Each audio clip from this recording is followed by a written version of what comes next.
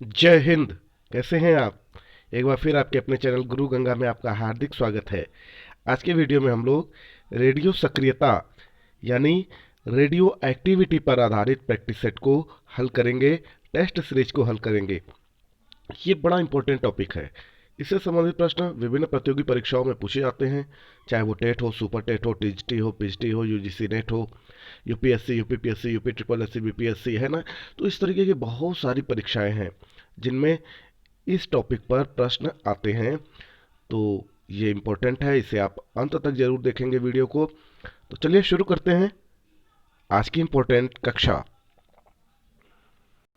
तो पहला प्रश्न देखिए। पहला प्रश्न कहता है, रेडियो सक्रियता की खोज किस वैज्ञानिक ने सर्वप्रथम की? A Irene Curie, b madam Curie, c Henri Becquerel और डी कहता है ई रदरफोर्ड। तो आपको बताना है कि इन चारों ऑप्शन में से सही ऑप्शन क्या है। सक्रियता की यानी रेडियो एक्टिविटी की खोज किस वैज्ञानिक ने सबसे पहले की? तो बताएं।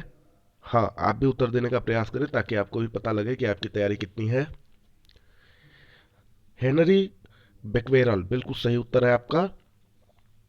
रेडियो सक्रियता किसका गुण है? ए न्यूट्रॉनों का, बी प्रोटॉनों का, सी इलेक्ट्रॉनों का, डी नाभिकों का। आपको बताना है रेडियो सक्रियता किसका गुण है। जी हाँ, ये नाभिक का गुण है। किसका है? नाभिक का है।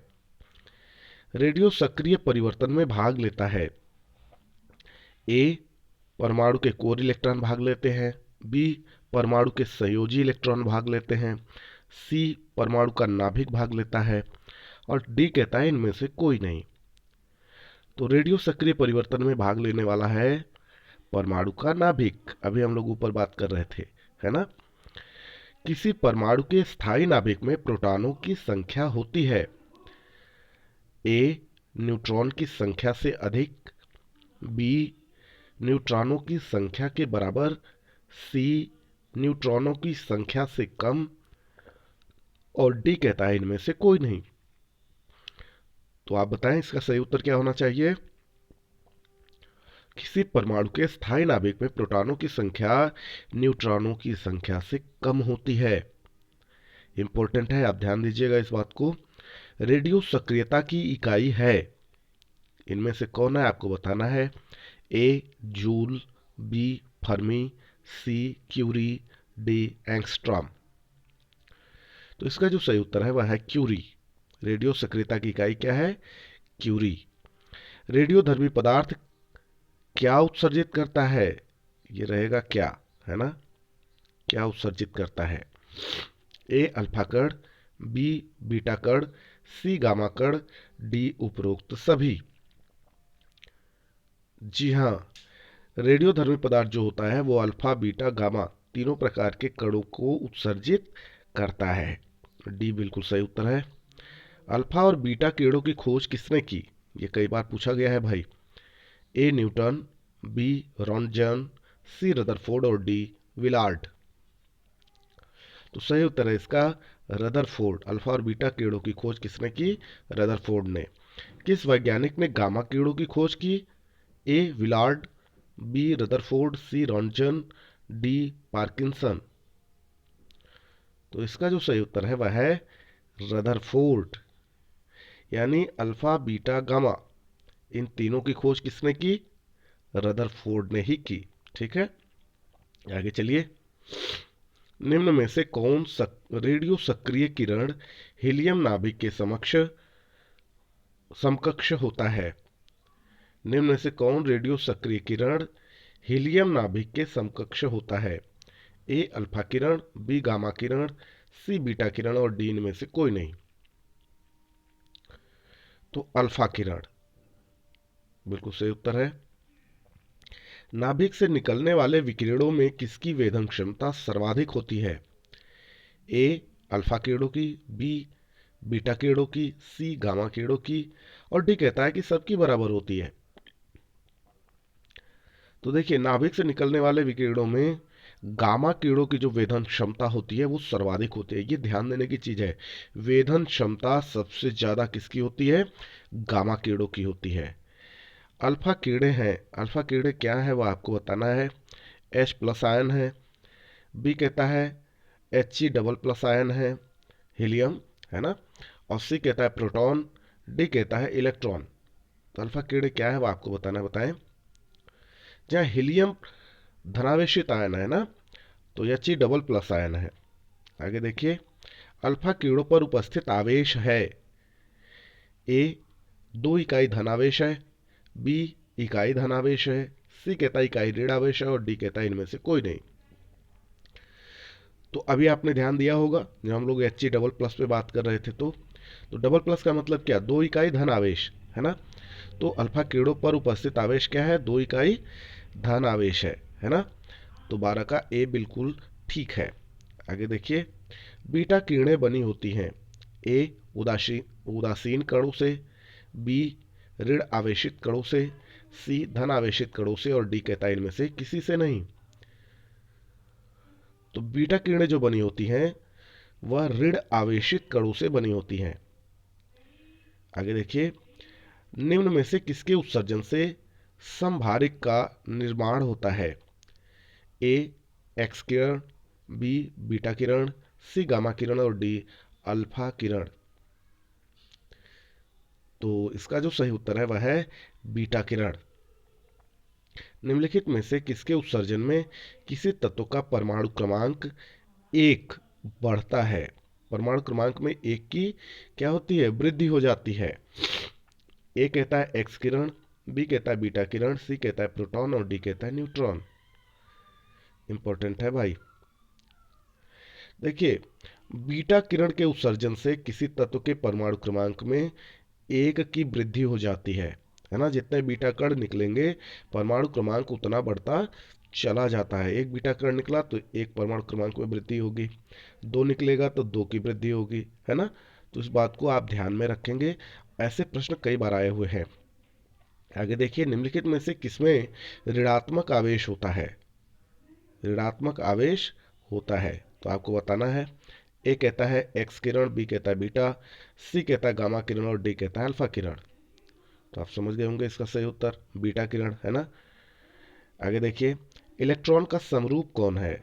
ए एच परमाणु, बी बीटा कण, सी गामा कण, और डी अल्फा कण। तो इसका उत्तर भी बीटा कण होगा, है ना, क्योंकि ये इलेक्ट्रॉन का समरूप है, इसीलिए इस पर ऋणात्मक आवेश भी होता है। ठीक है, आगे चलिए।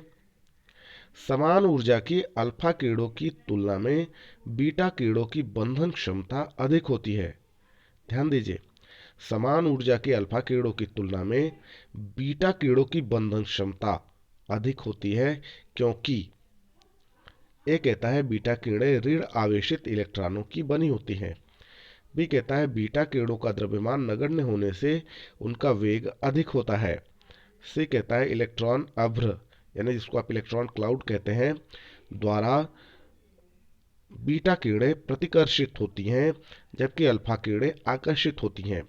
और डी कहता है अल्फा कीड़े धन आवेशित होती हैं तथा उन पर 2 मात्रक आवेश होता है। तो आपको बताना है कि इनमें से सही उत्तर क्या है। जी हाँ, समान ऊर्जा की अल्फा कीड़ों की तुलना में बीटा कीड़ों की बंधन क्षमता अधिक इसलिए होती है क्योंकि बीटा कीड़ों का जो द्रव्यमान होता है वो नगण्य होने से उनका वेग अधिक होता है। क्या होता है? उनका वेग अधिक होता है। आगे देख लीजिए, बीटा कीड़े किस प्रकार का आवेश वहन करता है ना। ए शून्य आवेश, बी ऋणात्मक आवेश, सी कहता है धनात्मक आवेश, और डी कहता है इनमें से कोई नहीं। तो इसका भी सही उत्तर वही है। अभी ऊपर आप पढ़ रहे थे, बीटा किरणें ऋणात्मक आवेश को वहन करती हैं, है ना, क्योंकि इलेक्ट्रॉन के समकक्ष होती हैं, आपने देखा ही है। आगे देखिए, गामा किरणें हैं। ए उच्च ऊर्जा वाली विद्युत चुंबकीय तरंगे, बी कहता है निम्न ऊर्जा वाले इलेक्ट्रॉन, सी कहता है उच्च ऊर्जा वाले इलेक्ट्रॉन, और डी कहता है उच्च ऊर्जा वाले पॉजिट्रॉन। तो सही उत्तर आपको बताना है, बताइए। जी हाँ, उच्च ऊर्जा वाली विद्युत चुंबकीय तरंगे हैं गामा किरणें। आगे देखिए, गामा किरणें क्या होती हैं? ए कहता है बाहरी अंतरिक्ष से आने वाले अनावेशित उच्च ऊर्जा युक्त किरणें होती हैं। बी कहता है बाहरी अंतरिक्ष से आने वाली, ये आने वाले होगा है ना, आवेशित कण होती हैं। और सी कहता है रेडियो सक्रिय पदार्थों द्वारा उत्सर्जित उच्च ऊर्जा युक्त किरणें होती हैं। डी कहता है रेडियो सक्रिय पदार्थों द्वारा उत्सर्जित अनावेशित कण होते हैं। तो गामा किरण क्या होती है वो आपको बताना है। तो इसका जो सही उत्तर है वह है रेडियो सक्रिय पदार्थों द्वारा उत्सर्जित उच्च ऊर्जा युक्त किरणें होती हैं। क्या होती हैं? उच्च ऊर्जा युक्त किरणें होती हैं, है ना। आगे देखिए, निम्नलिखित में से किस किरण की वेधन क्षमता सबसे अधिक है? ए अल्फा किरणों की, बी बीटा किरणों की, सी गामा किरणों की, और डी कहता है सबकी बराबर। तो इसका जो सही उत्तर है वह है गामा किरणों की। गामा किरणों की वेधन क्षमता सबसे ज्यादा होती है। निम्नलिखित में से किस किरण की आयनन क्षमता सबसे कम होती है?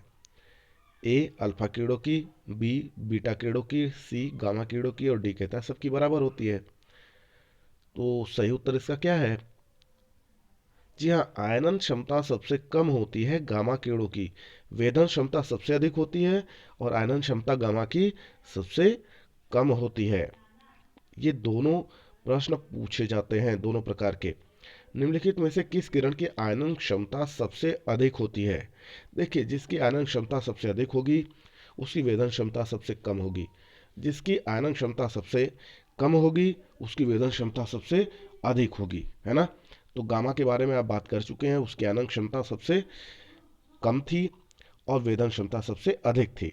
अब आगे देखते हैं इस प्रश्न का उत्तर क्या होगा। ए कहता है अल्फा किरणों की, बी कहता है गामा किरणों की, और सी कहता है बीटा किरणों की, डी कहता है इनमें से कोई नहीं।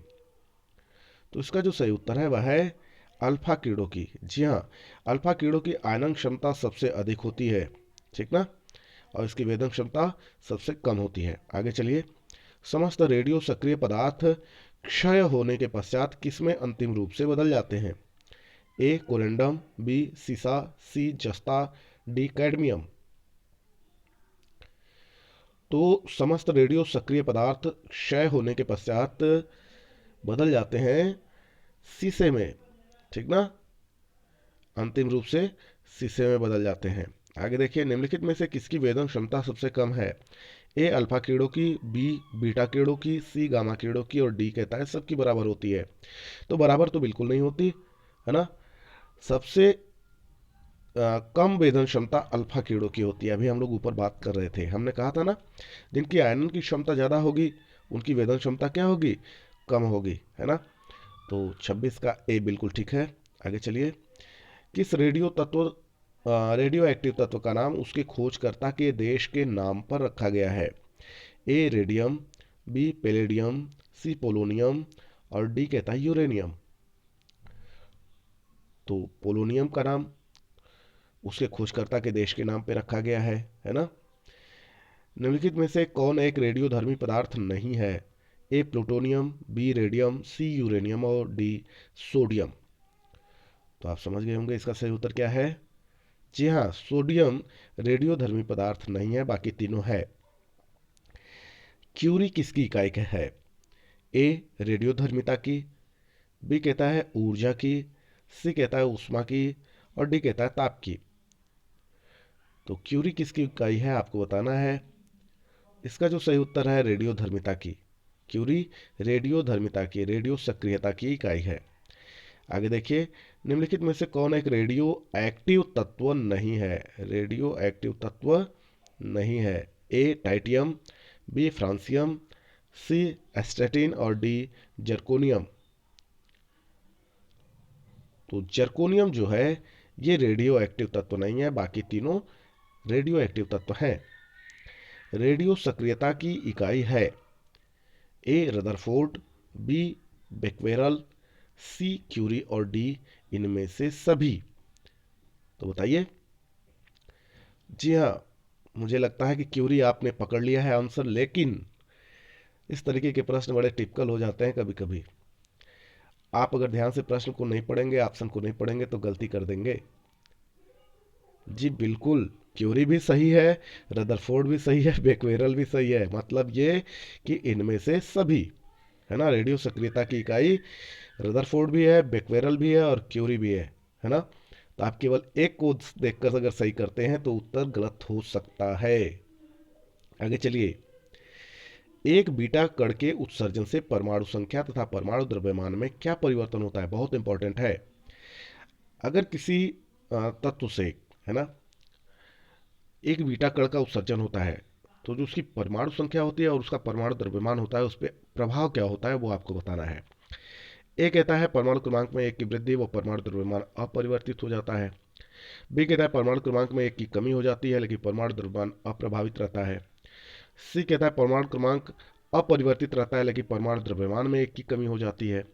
डी कहता है परमाणु क्रमांक अपरिवर्तित रहता है लेकिन परमाणु द्रव्यमान में एक की वृद्धि हो जाती है। तो आपको बताना है कि इसमें से सही उत्तर क्या है।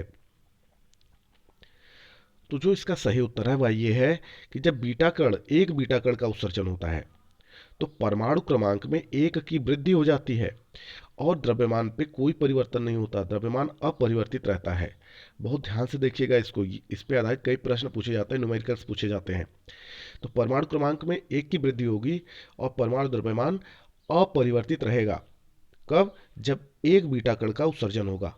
ठीक है, आगे देखिए। एक अल्फा कण के उत्सर्जन से परमाणु क्रमांक और परमाणु द्रव्यमान में क्या परिवर्तन होता है। तो ए कहता है परमाणु क्रमांक में एक की कमी हो जाती है और परमाणु द्रव्यमान अपरिवर्तित रहता है। बी कहता है परमाणु क्रमांक में एक की वृद्धि हो जाती है और परमाणु द्रव्यमान अपरिवर्तित रहता है। सी कहता है परमाणु क्रमांक में दो की कमी हो जाती है और परमाणु द्रव्यमान में चार की वृद्धि हो जाती है। डी कहता है परमाणु क्रमांक में दो तथा परमाणु द्रव्यमान में चार की कमी हो जाती है। तो आपको बताना है कि इसमें से सही उत्तर क्या है। तो बताएं। जी बिल्कुल, परमाणु क्रमांक में दो तथा परमाणु द्रव्यमान में चार की कमी हो जाती है। ये जो डी ऑप्शन है वह बिल्कुल सही है। जब एक अल्फा कण का उत्सर्जन होगा तो परमाणु क्रमांक में दो की कमी होगी। ध्यान दीजिए, परमाणु क्रमांक में दो की कमी होगी और परमाणु द्रव्यमान में चार की कमी होगी। क्या होगी? कमी होगी। इस बात को ध्यान में रखिएगा। आगे देखिए। 11N22 से एक बीटा कण उत्सर्जन के बाद बनने वाला पदार्थ है। ए Mg यानी मैग्नीशियम, बी कहता है Pb यानी लेड, सी कहता है Ag, है ना, और डी कहता है Mn मैग्नीज। तो एक बीटा कण उत्सर्जन के बाद जो बनने वाला पदार्थ होता है वह है Mg मैग्नीशियम। अगला देखिए। 92 यूरेनियम, है ना, 92U236 से 87U224 में कितने अल्फा व बीटा कण उत्सर्जित होंगे। देखिए इस तरीके के प्रश्न कई आते हैं, तो इसको आपको ध्यान से देखना होगा। ऑप्शन आपके सामने है। ए 2 अल्फा 4 बीटा कण, बी कहता है 3 अल्फा 6 बीटा कण, सी कहता है 7 अल्फा 3 बीटा कण और डी कहता है 3 अल्फा 1 बीटा कण। तो इसे आपको हल करना होता है। तो आप बताएं कितने अल्फा व बीटा कण उत्सर्जित होंगे पहले वाले से दूसरे की स्थिति में पहुंचने में, यहां तक पहुंचने में। जी हाँ, आप जब इसको हल करेंगे तो आप पाएंगे कि यह जो चौथा ऑप्शन है ये सही है। क्यों सही है वो आपको बताते हैं। आपने अभी ऊपर पढ़ा है कि अल्फा कण जब उत्सर्जित होता है ना, एक अल्फा कण उत्सर्जित होता है तो परमाणु क्रमांक में दो की कमी होती है जबकि उसके परमाणु द्रव्यमान में 8 की कमी हो जाती है ना। तो आप ध्यान से देखिए। 92, यहाँ के 92 से 87 ये परमाणु क्रमांक है, आप जानते होंगे, है ना। तो इसमें कितने का अंतर दिया हुआ है? 5 का, है ना। 3 अल्फा कण का मतलब 6 का अंतर होना चाहिए। तो यहाँ क्या होना चाहिए था? 86 होना चाहिए था। क्या होना चाहिए था? 86 होना चाहिए था, लेकिन 87 है। एक ज़्यादा है। एक ज़्यादा क्यों है? बीटा की वजह से। आपने पढ़ा है कि परमाणु क्रमांक में एक की वृद्धि हो जाती है।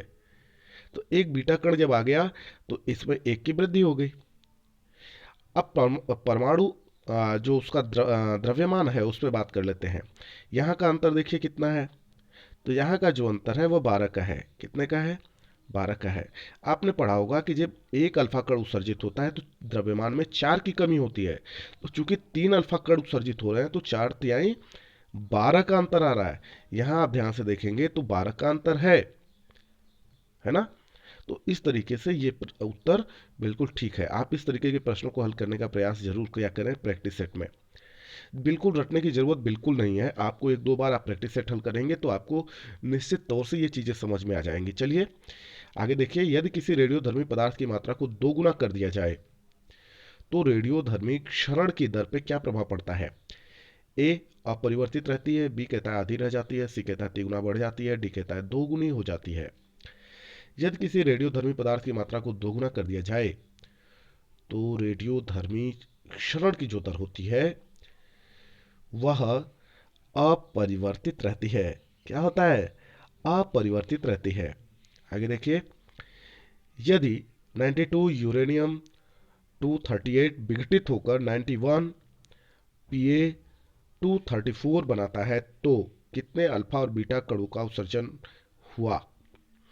अब इसका उत्तर सही पूछे तो आपको ही बताना चाहिए, है ना, ताकि आपको अभ्यास करने का मौका मिल पाए। फिर भी हम उत्तर आपको बता देते हैं, लेकिन आप इसको ट्राई जरूर करिएगा कि ये उत्तर सही था या नहीं। इसका जो सही उत्तर है वह है एक अल्फा और एक बीटा। अब इसको आप हल करके देखेंगे, कमेंट बॉक्स में मुझको बताएंगे कि ये उत्तर सही है या नहीं। आगे देखिए, एक रेडियोधर्मी तत्व की अर्ध आयु 20 मिनट है। उसकी 1 ग्राम मात्रा की 0.25 ग्राम तक घटने में समय लगेगा। कितना लगेगा वो आपको बताना है। ए कहता है 50 मिनट, बी कहता है 40 मिनट, सी कहता है 45 मिनट, डी कहता है 55 मिनट। तो देखिए, रेडियोधर्मी तत्व की जो अर्ध आयु होती है वह 20 मिनट इसमें दिया हुआ है ना। उसकी 1 ग्राम मात्रा की 0.25 ग्राम तक घटने में समय पूछा जा रहा है। तो इसका जो सही उत्तर है वह है 40 मिनट। कितना, 40 मिनट। आगे देखिए, यदि किसी रेडियोधर्मी पदार्थ का अर्ध जीवन काल 1 दिन हो तो 4 दिन के पश्चात उसकी प्रारंभिक मात्रा का कितना भाग शेष रह जाएगा। ए 6.5%, बी कहता है 25%, सी कहता है 6.25%, डी कहता है 16.25%। तो इसका जो सही उत्तर है वह है 6.25%। आगे देखिए, एक रेडियो एक्टिव पदार्थ की अर्ध आयु 4 महीने है। इस पदार्थ के 3/4 भाग का क्षय होने में समय लगेगा। ए 2 महीने, बी कहता है 3 महीने, सी कहता है 8 महीने और डी कहता है 12 महीने। तो इसका जो सही उत्तर है वह है 8 महीने। आप भी प्रयास करिए, देखिए कैसे सही होता है ना। आगे, वह प्रणाली क्या कहलाती है जो प्राग ऐतिहासिक पदार्थों का काल निर्धारित करने के लिए विघटनाभिन्नता यानी रेडियो एक्टिविटी का प्रयोग करती है। ए ड्यूटेरियम काल निर्धारण, बी यूरेनियम काल निर्धारण, सी कार्बन काल निर्धारण और डी कहता है रेडियम काल निर्धारण। तो सही उत्तर इसका क्या है, कार्बन काल निर्धारण, कार्बन डेटिंग जिसको आप कहते हैं, है ना। यही वो प्रणाली है जो प्राग ऐतिहासिक पदार्थों का काल निर्धारित करने के लिए रेडियो एक्टिविटी का प्रयोग करती है। ठीक ना। आगे चलें। आगे इंपॉर्टेंट प्रश्न है, पृथ्वी की आयु का आकलन किया जाता है। ए यूरेनियम डेटिंग से, बी कार्बन डेटिंग से, सी जैविक घड़ी से और डी कहता है परमाणु घड़ी से। तो आप समझ गए होंगे। क्या समझ गए, क्या समझ गए। यूरेनियम डेटिंग से पृथ्वी की आयु पूछा जा रहा है, पदार्थ नहीं पूछा जा रहा। पृथ्वी की आयु का आकलन किया जा रहा है यूरेनियम डेटिंग से, ध्यान दीजिएगा।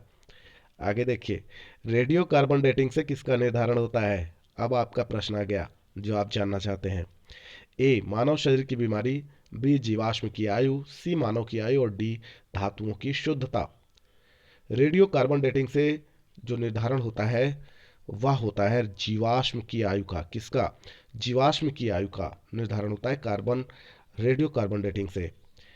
आगे देखिए, अगला प्रश्न है, कृत्रिम रेडियो सक्रियता की खोज किसने की। ए अर्नेस्ट रदरफोर्ड, बी हेनरी बेक्वेरल, सी मैडम क्यूरी, डी कहता है एफ जूलियट व आई क्यूरी। तो इसका सही जवाब है एफ जूलियट व आई क्यूरी। इन्होंने कृत्रिम रेडियो सक्रियता की खोज की थी। आगे देख लेते हैं, वर्ग विस्थापन नियम का प्रतिपादन किसने किया? ए रदरफोर्ड तथा फेजेंस, बी कहता है रदरफोर्ड तथा सॉडी, सी कहता है सॉडी तथा फेजेंस, और डी कहता है रदरफोर्ड तथा मैडम क्यूरी। तो इसका जो सही उत्तर है वह है रदरफोर्ड तथा सॉडी, है ना। बी बिल्कुल ठीक उत्तर है इसका। तो इस तरीके से यह इंपॉर्टेंट कक्षा पूरी हुई। यदि यह वीडियो आपको पसंद आता है इसे लाइक जरूर करें, अपने मित्रों में शेयर करना ना भूलें और अपने बहुमूल्य सुझाव को कमेंट बॉक्स में देते रहें। चैनल पर नए हैं तो चैनल को सब्सक्राइब करके बेल आइकन को जरूर प्रेस कर लें ताकि प्रत्येक इंपॉर्टेंट वीडियो की नोटिफिकेशन आपको भी समय से मिलती रहे। और फिर मिलते हैं अगले इंपॉर्टेंट वीडियो में, तब तक के लिए आप सभी लोगों को जय हिंद।